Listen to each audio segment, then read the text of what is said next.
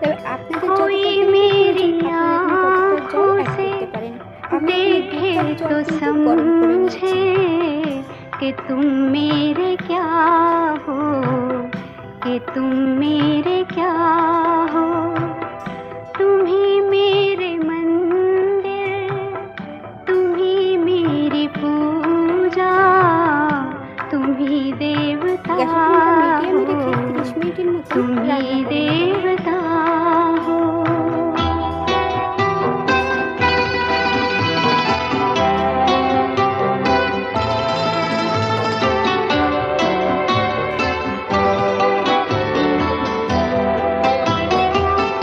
जिधर देखती हूँ এই পর্যায়ে ঢাকা দিয়ে রেখে उधर দেব। तुम ही তবে तुम শুধু ঢাকা দিয়ে রাখলে हो, হবে না, ঢাকা খুলে न কিন্তু মাঝে মাঝে जाने নেড়ে দিতে मगर হবে, নইলে কড়াইয়ের নিচ इन থেকে লেগে যেতে পারে। ख्यालों में गुम।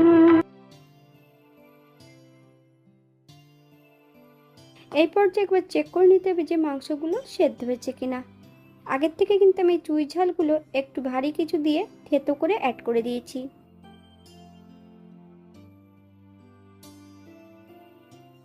এক চামচ গরম মশলা গুঁড়ো,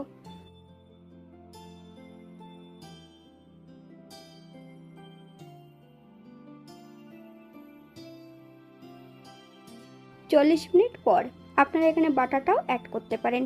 গ্যাসের ফ্লেমটা মিডিয়ামে রেখে বেশ কিছু সময় ধরে নেড়েচেড়ে মিশিয়ে নিতে হবে।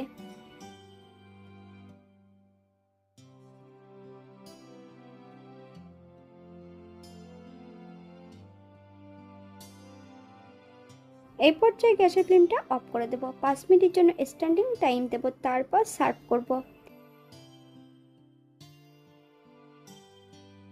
এটা দেখতে যেমন ভারী সুন্দর হয়েছিল, এটা গরম ভাতে, রুটি, পরোটা, লুচি সবকিছুর সঙ্গে অসম্ভব ভালো লাগবে। আপনারা বাড়িতে একবার একই পদ্ধতিতে বানিয়ে নেবেন। লোহার কড়াইতে যদি এমনভাবে খাসির মাংস রান্না করা হয় তাহলে কিন্তু খাসির মাংসের মধ্যে চায়ের লেকার বা অন্যান্য উপকরণগুলো কালারের জন্য অ্যাড করার প্রয়োজন হবে না। এখানে যে আমি উপকরণগুলো অ্যাড করেছি আপনারা এর থেকে কম বেশি করে নিতে পারেন। তবে আমার মাংস রান্না করতে সময় লেগেছে 40 মিনিট লেগেছে রান্না করতে, আর 45 মিনিট লেগেছে মাংসটা কষাতে।